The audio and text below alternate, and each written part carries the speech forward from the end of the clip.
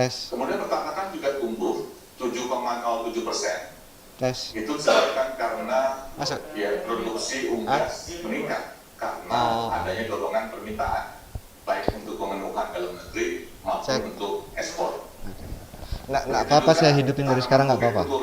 Masih tumbuh.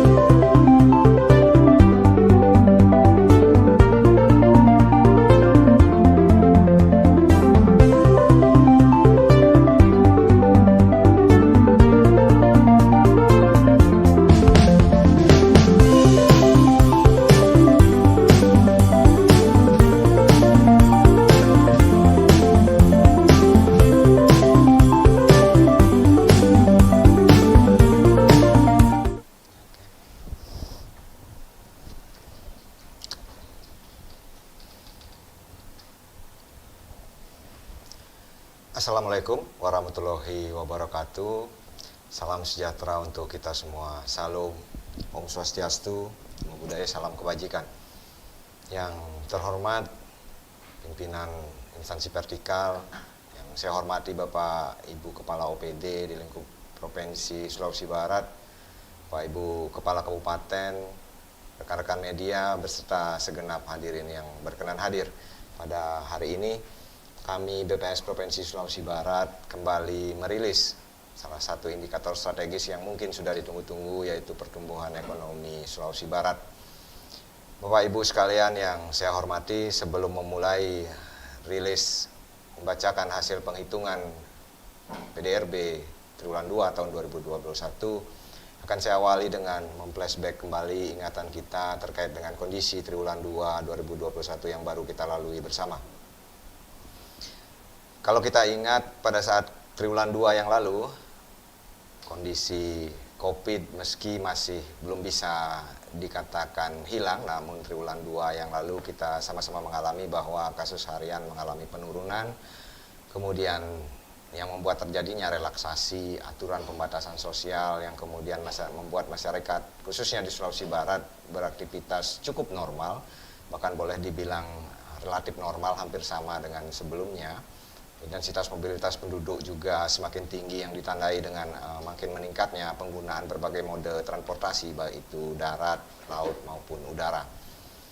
Dari sisi produksi pada triwulan 2 yang lalu juga salah satu andalan dari Provinsi Sulawesi Barat, yaitu produksi perkebunan khususnya sawit, mengalami lonjakan yang cukup berarti yang membuat turunannya juga mengalami peningkatan produksi. Kalau kita lihat dari pergerakan harga, triwulan 2 lalu juga menyiratkan adanya kenaikan pergerakan harga yang tandai dengan inflasi yang tidak bisa dikatakan rendah. Hal ini juga tentu menjadi pertanda bahwasannya geliat ekonomi memang mulai tampak karena permintaan masih bisa dikatakan relatif tinggi di tengah terjadinya pandemi ini.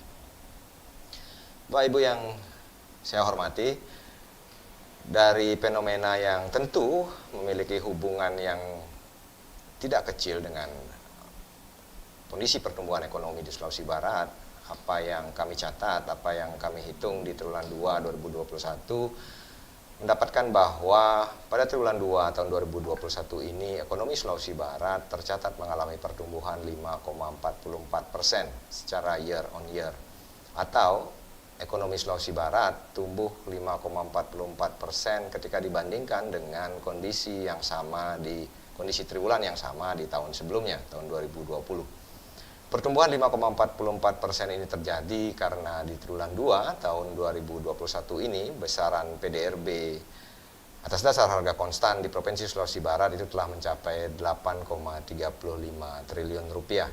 Angka ini tercatat meningkat 5,44% dibandingkan dengan triwulan yang sama tahun sebelumnya, di mana ketika itu besaran PDRB atas dasar harga konstan baru mencapai 7,92 triliun rupiah. Hal yang sama juga kalau kita bandingkan dengan triwulan sebelumnya atau triwulan 1 tahun 2021, di mana tercatat adanya pertumbuhan 5,20%. Karena pada triwulan 1 tahun 2021, besaran PDRB atas dasar harga konstan baru mencapai 7,93 triliun rupiah. Kemudian kalau kita bicara besaran kue ekonomi atau PDRB atas dasar harga berlaku, PDRB nominal, itu pada triwulan 2 tahun 2021 mencatatkan besaran sebesar 12,20 triliun rupiah. Lebih tinggi dibandingkan dengan triwulan sebelumnya yang baru mencapai 11,49 triliun dan juga lebih tinggi dibandingkan dengan triwulan yang sama tahun sebelumnya, yaitu triwulan 2 tahun 2020, di mana ketika itu besaran PDRB atas dasar harga berlaku atau PDRB nominal baru mencapai 11,31 triliun rupiah. Ini tentu merupakan sebuah kabar gembira di tengah situasi pandemi ini. Ekonomi di Sulawesi Barat tampaknya sudah mengalami perbaikan yang cukup signifikan dengan mencatatkan angka pertumbuhan yang relatif tinggi, 5,44%. Dari capaian triwulan 2 ini, maka secara kumulatif atau ekonomi selama tahun 2021 sampai dengan triwulan 2, sampai dengan bulan Juni yang lalu, itu telah mencatatkan angka pertumbuhan 2,18%. Jadi apa yang terjadi di triwulan 1 lalu, di mana ekonomi kita mengalami kontraksi, ternyata mampu ditutupi dengan nilai tambah yang tercipta di triwulan 2, sehingga selama 2 triwulan di tahun 2021, ekonomi kita kembali mampu mencatatkan pertumbuhan positif, walaupun masih hanya 2,18%. Selanjutnya mari kita lihat bagaimana pergerakan perekonomian secara triwulanan, baik itu Q2Q maupun Y on Y. Kalau kita simak pola pertumbuhan secara Q2Q atau membandingkan dengan triwulan sebelumnya, bisa saya katakan bahwa pola selama pandemi ini di tahun 2020 menunjukkan ada sesuatu yang sedikit berbeda dibanding sebelumnya. Ketika triwulan 4 misalnya, jika di tahun-tahun sebelumnya pada kondisi normal dari triwulan 3 ke triwulan 4 itu cenderung ada perlambatan, namun di tahun 2020 lalu bisa kita lihat bahwa pertumbuhan ekonomi selalu mengalami percepatan antar triwulannya secara Q2Q. Artinya memang perbaikan terus terjadi di masa pandemi. Namun demikian di tahun 2021 ini sampai dengan triwulan 2 kalau kita lihat polanya masih tetap sama dengan tahun-tahun sebelumnya, di mana triwulan 1 memang ada penurunan atau terjadi kontraksi, pertumbuhan yang lebih rendah, kemudian mengalami peningkatan di triwulan 2. Namun demikian angka 5,20% tentu bukan merupakan angka pertumbuhan yang rendah, terlebih di tengah tantangan yang besar yang harus dihadapi ketika pandemi. Bahkan pertumbuhan secara Q2Q triwulan 2 ini relatif tinggi dibandingkan kondisi normal 19, meski sedikit lebih rendah dibandingkan dengan kondisi triwulan 2 tahun 2018 yang ketika itu pertumbuhan ekonomi mencatatkan angka 5,21%. Kemudian selanjutnya kalau kita perhatikan dari sisi Y on Y, yaitu membandingkan angka pertumbuhan dengan triwulan yang sama tahun sebelumnya, dan ini biasanya lebih banyak digunakan karena indikator ini melihat satu sisi yang relatif sama atau menghilangkan pengaruh musim. Bisa kita lihat bahwa di triwulan 2 tahun 2021 kita tumbuh 5,44% dan merupakan angka pertumbuhan positif pertama dari semenjak pandemi melanda Indonesia, khususnya Sulawesi Barat. Kalau kita lihat dari triwulan 2 tahun 2020 kita selalu mengalami kontraksi, bahkan kontraksinya cenderung semakin dalam, hingga triwulan 4 tahun 2020 kita kontraksi 7,51% atau tumbuh minus 7,51%. Kemudian sedikit melandai di triwulan 1 yang lalu, secara year on year, kita tumbuh minus 1,03% dan kini di triwulan 2 kita mampu mencatatkan angka pertumbuhan positif sebesar 5,44%. Secara lebih jauh akan saya jelaskan bagaimana kinerja ekonomi Provinsi Sulawesi Barat atau kita lihat berdasarkan lapangan usaha dan penggunaannya. Yang pertama, mari kita lihat bagaimana dari sisi lapangan usaha. Secara Q2Q, ekonomi Sulawesi Barat yang tadi tumbuh 5,20% itu dominan disumbangkan oleh 3 sektor yang mengalami pertumbuhan tertinggi. Yang pertama yaitu penyediaan akomodasi dan makan minum yang tercatat tumbuh 16,26%. Kemudian diikuti oleh sektor lapangan usaha konstruksi yang tumbuh sebesar 9,74% dan juga industri pengolahan yang mampu tumbuh sebesar 7,36%. Penyediaan akomodasi dan makan minum tentu terkait dengan yang tadi saya sebutkan, mobilisasi masyarakat, mobilitas masyarakat yang semakin baik, kemudian pasca gempa seperti yang kita tahu triwulan 1 kita menghadapi tantangan yang bertambah dengan adanya musibah gempa. Pada saat triwulan 2 kemudian berbagai sarana akomodasi yang di triwulan 1 hampir sama sekali tidak digunakan.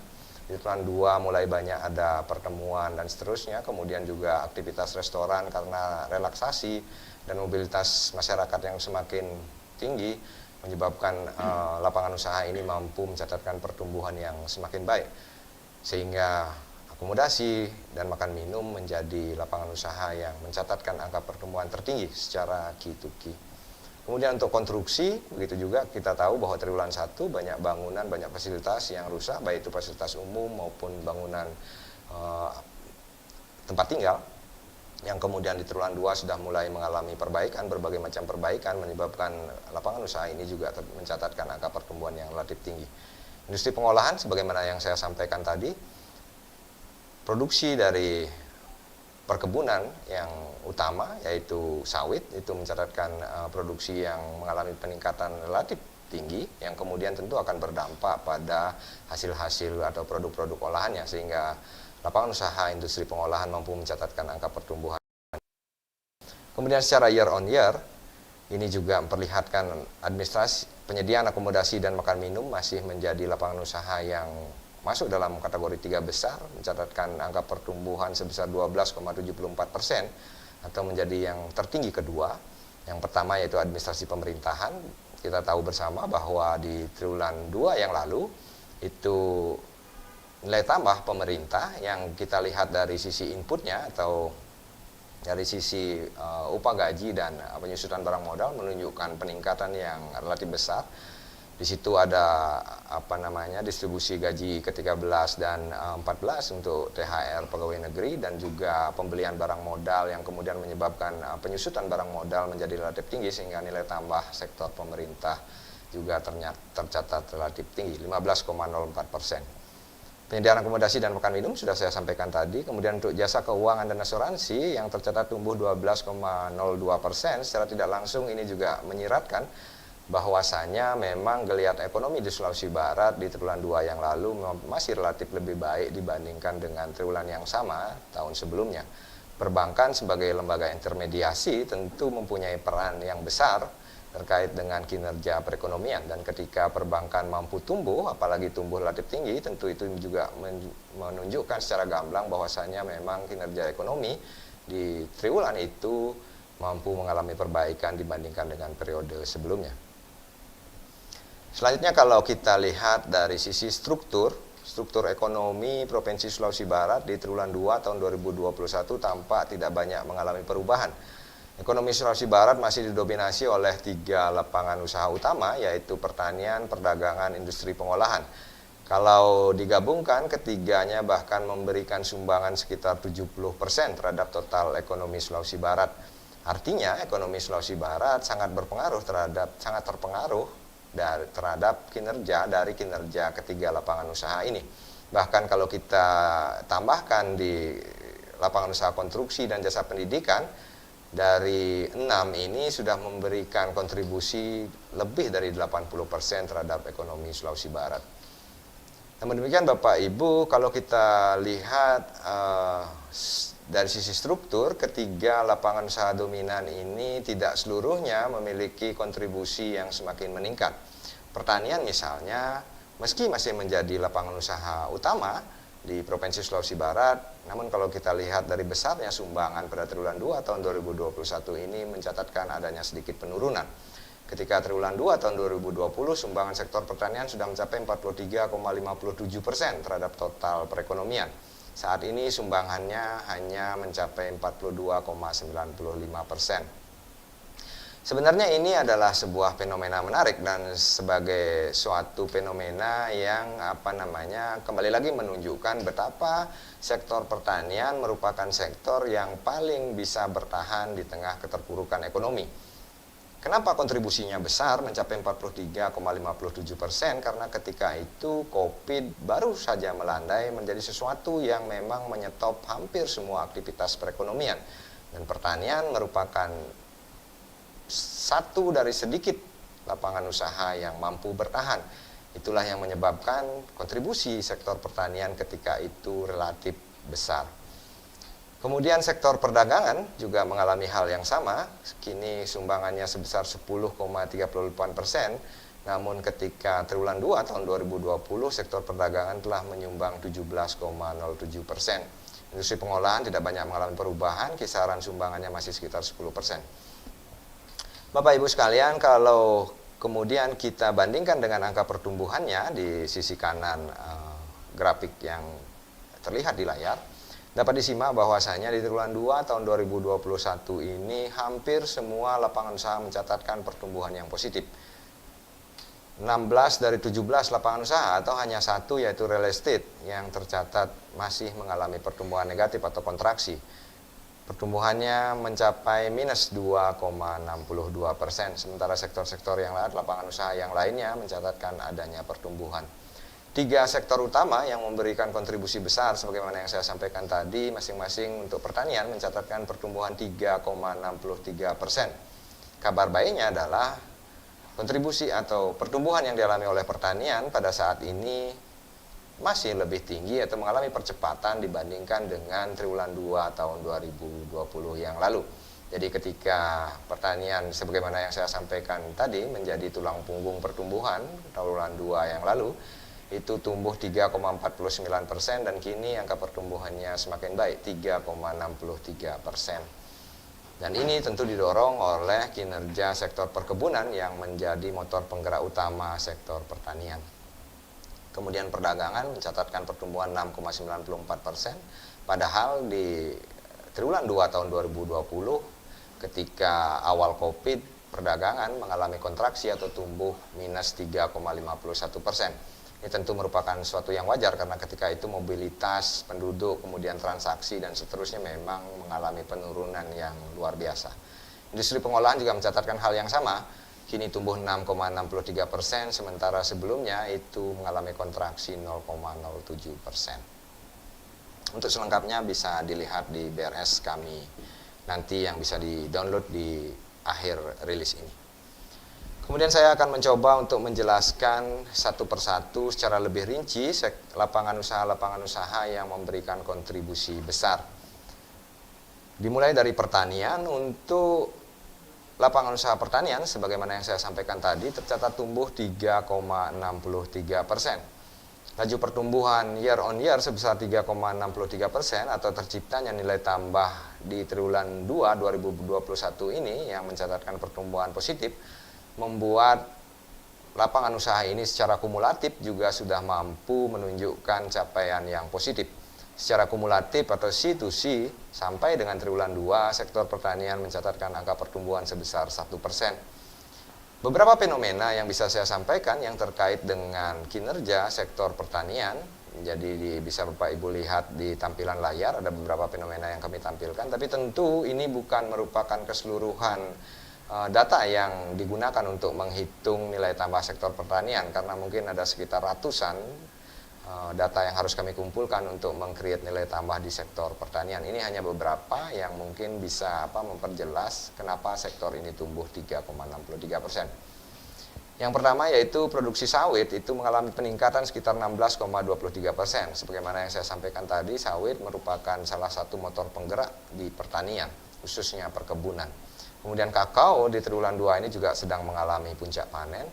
Ada peningkatan aktivitas pada produksi ikan tangkap. Kalau kita lihat di triwulan 2 yang lalu, dari sisi harga saja, harga ikan itu sudah mulai melandai, padahal di triwulan 1 itu harga ikan luar biasa tingginya dan bahkan menyebabkan Sulbar menjadi provinsi dengan angka inflasi tertinggi.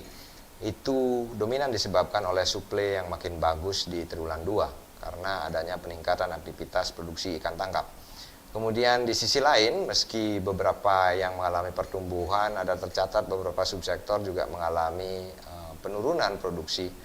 Padi misalnya turun sekitar 32,9%, kemudian jagung mengalami penurunan produksi sekitar 33%, dan kayu bulat itu mengalami penurunan produksi sekitar 39,34%. Selanjutnya untuk lapangan usaha industri pengolahan yang mencatatkan angka pertumbuhan 6,63%, itu beberapa fenomena yang terkait produksi hasil olahan kelapa sawit seperti tadi yang saya sampaikan bahwa perkebunan sekarang menunjukkan kinerja yang relatif bagus, dan tentu saja kinerja dari sektor-sektor produksi itu akan mempengaruhi kinerja industri pengolahan atau bagaimana produksi sektor primer mengalami peningkatan tentu akan berpengaruh pada sektor industrinya.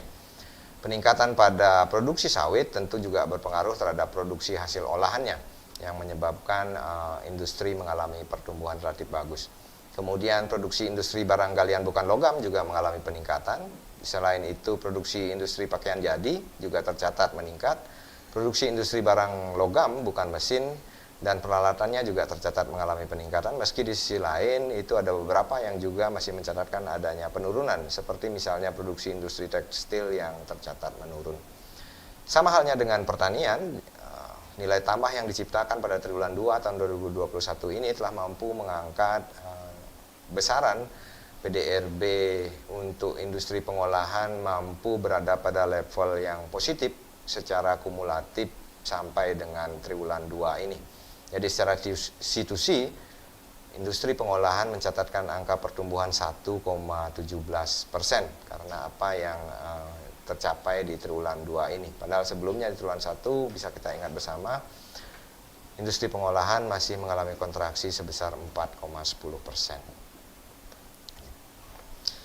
Selanjutnya untuk perdagangan, karena kenaikan pada produksi di sektor primer, kemudian juga di industri, di sekunder juga tentu akan memberikan dampak besar pada kinerja sektor perdagangan.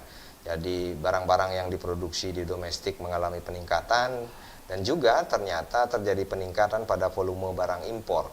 Jadi secara otomatis akan memberi pengaruh pada membaiknya kinerja sektor perdagangan. Output pertanian dan output industri pengolahan seperti tadi mengalami peningkatan, kemudian beberapa daerah untuk penjualan mobil motor baru juga terjadi peningkatan dan volume barang impor menjadi peningkatan. Hampir semua pendukung untuk sektor perdagangan atau lapangan usaha perdagangan tercatat mengalami peningkatan. Dan sama seperti tadi, secara kumulatif lapangan usaha ini telah mencatatkan pertumbuhan positif yaitu sebesar 2,95%. Kemudian untuk lapangan usaha transportasi, peningkatan pada mobilitas penduduk tentu berpengaruh langsung pada kinerja lapangan usaha ini. Peningkatan pada jumlah penumpang transportasi baik itu melalui darat, melalui mode transportasi laut maupun udara telah menyebabkan adanya peningkatan sebesar 4,46% pada penciptaan nilai tambah sektor transportasi atau lapangan usaha transportasi. Hal ini juga bertepatan dengan adanya momen perayaan hari raya yaitu Ramadan dan Idul Fitri. Kita tentu masih ingat betapa pada saat itu memang mobilitas tidak bisa dibendung, mengalami peningkatan dibandingkan dengan situasi normal. Namun demikian, kalau kita bicara kinerja selama setahun berbeda dengan yang beberapa lapangan usaha yang saya sebutkan tadi, untuk lapangan usaha transportasi masih mencatatkan angka yang negatif. Atau sepanjang tahun 2021 sampai dengan bulan Juni itu kinerja lapangan usaha transportasi masih tercatat minus 1,30%. Ini tentu merupakan sesuatu yang wajar atau tidak mengherankan karena di masa pandemi ini yang paling terpengaruh pertama tentu adalah sektor transportasi. Ketika mobilitas dibatasi tentu sektor transportasi tidak akan bisa menciptakan nilai tambah sebagaimana pada kondisi normal. Kemudian lanjut ke lapangan usaha penyediaan akomodasi dan makan minum. Sebagaimana saya sampaikan di awal, bahkan ini mencatatkan angka pertumbuhan yang sangat tinggi, 12,74%, menjadi yang tertinggi secara Q2Q dan tertinggi kedua secara year on year. Sebenarnya Bapak Ibu dapat saya informasikan bahwa penyediaan akomodasi dan makan minum merupakan lapangan usaha yang tidak memberikan kontribusi terlalu besar. Kalau diurutkan dari 17 lapangan usaha yang ada, kontribusi lapangan usaha ini menempati posisi ke-14. Jadi pertumbuhan yang cukup signifikan itu juga belum memberikan kontribusi yang besar. Dan pertumbuhan yang relatif besar ini juga disebabkan karena seperti tadi nilai tambahnya tidak terlalu besar. Jadi seperti kalau kita bicara matematis penghitungannya, ketika nilai yang tidak terlalu besar kemudian mengalami lompatan, tentu lompatannya akan terlihat relatif tinggi. Berbeda dengan sektor pertanian misalnya yang memang nilai tambahnya sangat besar. Meskipun ada penambahan secara absolut relatif besar, namun demikian kalau kita lihat angka pertumbuhannya tidak akan bisa mencapai setinggi ini. Jadi angka 12,74% itu menunjukkan kinerja yang memang meningkat lumayan besar untuk lapangan usaha akomodasi dan makan minum. Dan lapangan usaha ini bahkan seperti tadi, yang beberapa sektor yang lainnya mampu mencatatkan angka pertumbuhan positif selama sepanjang tahun 2021 ini. Padahal kalau kita lihat di triwulan 1 2021 lapangan usaha ini juga termasuk lapangan usaha yang mengalami kontraksi terdalam. Angka pertumbuhannya tercatat minus 11,51%. Jadi seperti tadi, yang lapangan usaha atau kategori yang memiliki nilai tambah relatif tidak terlalu tinggi seringkali akan mengalami lompatan kenaikan ataupun penurunan yang relatif tinggi karena memang dari sisi nilai tidak terlalu besar. Kemudian saya lanjutkan dengan sumber pertumbuhan PDRB untuk triwulan 2 tahun 2021 ini. Jadi seperti tadi, meskipun pertanian itu tercatat mengalami pertumbuhan tidak setinggi lapangan usaha seperti penyediaan makan minum ataupun lapangan usaha yang lainnya, industri pengolahan, tetapi karena sumbangannya terhadap PDRB secara total itu relatif besar atau nilai tambahnya secara absolut itu relatif tinggi, maka pertanian masih tetap mampu menjadi penyumbang tertinggi untuk pertumbuhan di triwulan 2 tahun 2021 ini. Pertanian tercatat mampu menyumbang 1,48%. Jadi dari 5,44% angka pertumbuhan secara total, 1,48% diantaranya disumbangkan oleh sektor pertanian, lapangan usaha pertanian. Itu yang bisa saya sampaikan kalau kita melihat kondisi perekonomian dari sisi lapangan usaha. Mari kita beralih bagaimana perekonomian Sulawesi Barat dari sisi pengeluaran. Bapak Ibu sekalian yang saya hormati, kalau kita lihat dari sisi pengeluaran, pada triwulan 2 tahun 2020 semua komponen pengeluaran mencatatkan terjadinya pertumbuhan yang positif. Pertumbuhan tertinggi dialami oleh komponen PMTB, pembentukan modal tetap bruto atau investasi. Komponen ini tercatat tumbuh 10,80%. Kemudian ekspor juga mencatatkan angka pertumbuhan yang relatif tinggi, itu tercatat tumbuh 4,66%. Kemudian selanjutnya ada konsumsi pemerintah yang juga mencatatkan angka relatif tinggi 3,95%. Namun demikian sayangnya pertumbuhan tinggi di ekspor juga diikuti oleh pertumbuhan yang tidak kalah tinggi pada komponen impor. Impor pada triwulan ini mencatatkan angka pertumbuhan 6,72%. Sebenarnya ada dua sisi ketika kita menganalisa tingginya pertumbuhan impor. Satu sisi memang pertumbuhan impor yang tinggi itu otomatis akan mengurangi besaran nilai tambah di satu wilayah, dalam hal ini Sulawesi Barat. Namun di sisi yang lain, tingginya impor itu juga menandakan tingginya permintaan. Jadi kalau kita bicara geliat ekonomi, ketika impor mengalami peningkatan, bisa jadi itu juga menunjukkan adanya peningkatan, dan akan lebih baik tentu ketika peningkatan itu terjadi pada peningkatan permintaan untuk bahan baku ataupun untuk proses produksi. Karena kalau peningkatan hanya untuk konsumsi, tentu itu tidak akan berdampak terlalu bagus bagi perekonomian sebuah daerah. Namun demikian di sisi yang lain tentu kita berharap impor itu tidak terlalu tinggi, namun produksi tetap mengalami peningkatan. Bagaimana caranya? Tentu dengan melakukan pemenuhan kebutuhan domestik dari produksi lokal. Dan mudah-mudahan ke depan itu bisa direalisasikan sehingga nilai tambah yang tercipta di Provinsi Sulawesi Barat bisa menjadi semakin tinggi. Kemudian kalau dari sisi yang lain, dari sisi struktur, bisa kita lihat bahwa dari sisi pengeluaran, struktur PDRB Provinsi Sulawesi Barat tidak banyak mengalami perubahan. Konsumsi rumah tangga masih tercatat sebagai komponen dengan kontribusi terbesar, 52,69%. Bahkan angkanya mengalami peningkatan jika dibandingkan dengan periode triwulan yang sama tahun sebelumnya. Kemudian yang kedua ada ekspor yang menyumbangkan sebesar 45,84%, dan selanjutnya ada PMTB, pembentukan modal tetap bruto atau investasi sebesar 26,27. Kalau kita bicara secara teori, tentu besarnya sumbangan ekspor dan PMTB merupakan sesuatu yang sangat bagus kalau kita melihat struktur ekonomi dari sisi pengeluaran. Karena semakin besar nilai tambah atau output yang digunakan untuk investasi, tentu diharapkan akan menjadi stimulus yang semakin baik bagi penciptaan output di masa-masa yang akan datang. Kemudian saya akan mencoba menjelaskan dari masing-masing komponennya. Dari komponen yang pertama yaitu konsumsi rumah tangga, besaran pertumbuhan sebesar 3,20% itu didorong oleh meningkatnya permintaan dari rumah tangga tentunya. Kalau kita lihat besaran inflasi pada saat triwulan 2, sebagaimana saya sampaikan di awal tadi, tidak bisa dikatakan rendah. Dan ini juga tentu terkait atau bisa menggambarkan bahwa permintaan pada saat periode itu memang masih sudah relatif baik.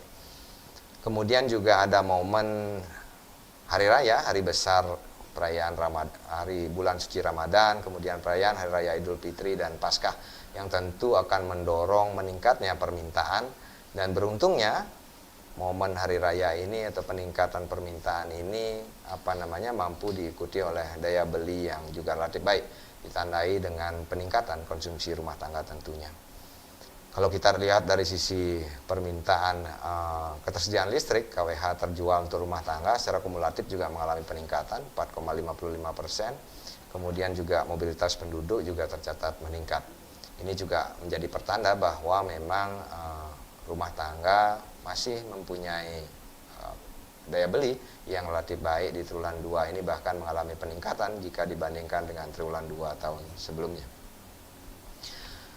Kemudian kalau kita lihat dari sisi lembaga non-profit yang melayani rumah tangga yang mencatatkan pertumbuhan 2,87%, kalau dibandingkan dengan triwulan sebelumnya memang angka ini terkesan melambat karena sebelumnya mampu tumbuh 8,58%. Namun kalau kita flashback kembali di triwulan 1 tahun 2021, kita mengalami musibah gempa yang pada saat itu lembaga-lembaga non-profit sangat banyak berperan dan secara tidak langsung juga tentu akan menciptakan nilai tambah atau akan meng-create suatu aktivitas ekonomi, sehingga pada saat triwulan 1 itu LNPRT itu mengalami pertumbuhan 8,58%. Untuk triwulan 2 yang mendorong terjadinya pertumbuhan pada komponen LNPRT, salah satunya adalah peningkatan kegiatan LNPRT terkait dengan perayaan-perayaan hari besar keagamaan, misalnya perayaan Idul Fitri, kegiatan di bulan suci Ramadan, Hari Raya Paskah, itu tentu akan mendorong aktivitas yang dilakukan oleh yang ada di Provinsi Sulawesi Barat. Kemudian konsumsi pemerintah yang pada saat triwulan 2 2021 ini meski masih mampu mencatatkan pertumbuhan, namun sama dengan LPRT juga terkesan sedikit melandai. Namun demikian masih tumbuh 3,95%. Kalau kita lihat belanja gaji dan tunjangan untuk pembayaran gaji THR dan gaji ke-13 itu ada di triwulan 2 tahun 2021, ini tentu juga akan mendorong pengeluaran pemerintah. Belanja pegawai bahkan tercatat tumbuh 92% kalau kita bandingkan secara Q2Q atau dibandingkan dengan triwulan sebelumnya, dan 16% secara year on year. Kemudian belanja barang sendiri tumbuh 90% kalau dibandingkan secara Q2Q dan 25% secara year on year.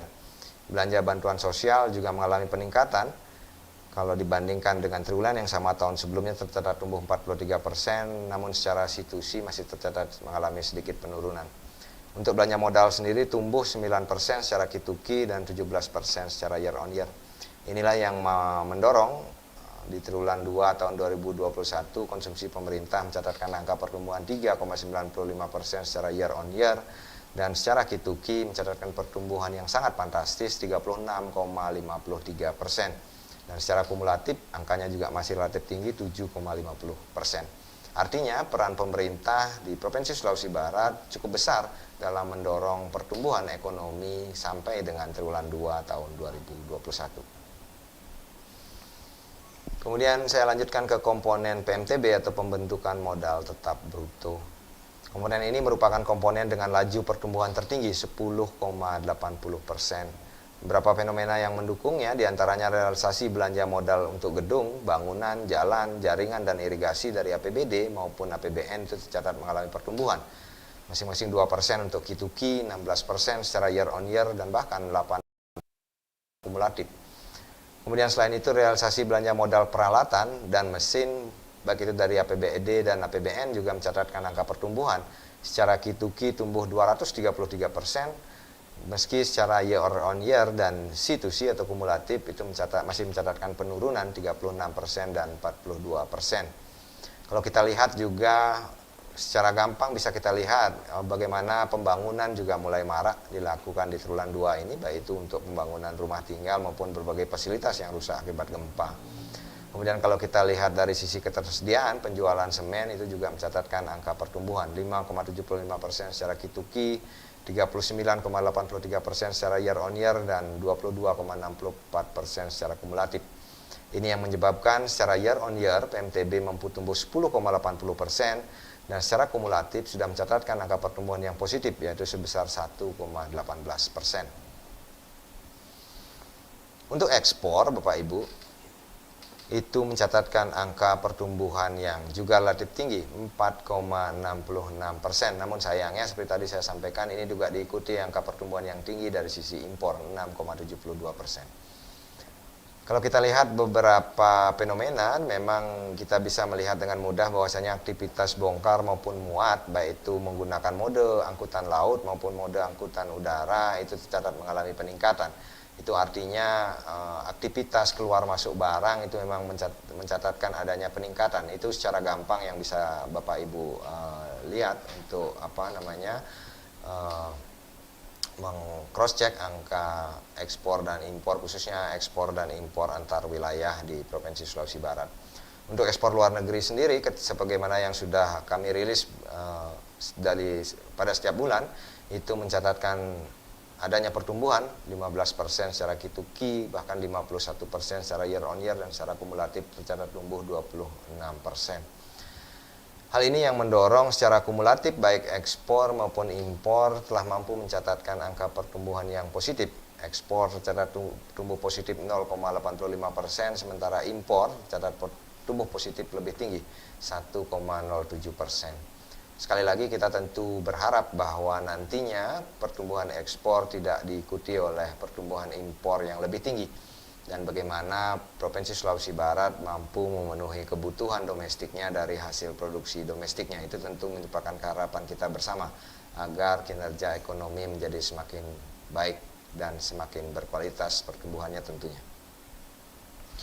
Kemudian kalau dilanjutkan dari sisi sumber pertumbuhan ekonomi, kalau tadi dari sisi lapangan usaha, pertanian merupakan lapangan usaha dengan sumber pertumbuhan tertinggi.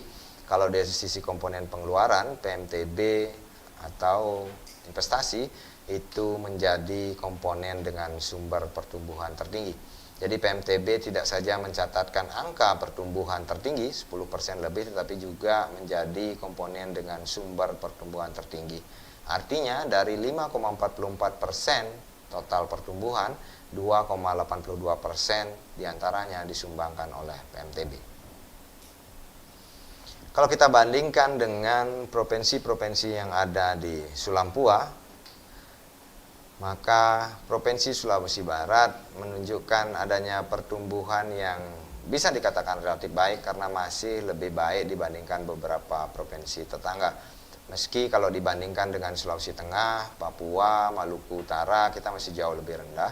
Tapi tentu ini disebabkan oleh struktur perekonomian yang relatif berbeda, dan masa pandemi ini tentu akan membuat kinerja yang berbeda dari setiap daerah dengan struktur ekonomi yang berbeda. Sulbar tercatat tumbuh 5,44%, dan kalau kita lihat kontribusinya terhadap total nilai tambah di 34 provinsi, itu telah provinsi yang memberikan sumbangan terbesar ke-8 untuk daerah Sulampua. Itu yang bisa saya sampaikan terkait dengan kinerja perekonomian Provinsi Sulawesi Barat pada triwulan 2 tahun 2021 ini. Besar harapan kami informasi yang kami sampaikan mampu memberikan gambaran atau bisa membantu untuk perencanaan dan pengambilan kebijakan bagi semua stakeholder, khususnya pengambil kebijakan yang ada di Provinsi Sulawesi Barat. Saya akhiri dengan Assalamualaikum warahmatullahi wabarakatuh. Om Santi Santi Santi Om. Salam sejahtera untuk kita semua. Nama budaya, salam kebajikan. Terima kasih.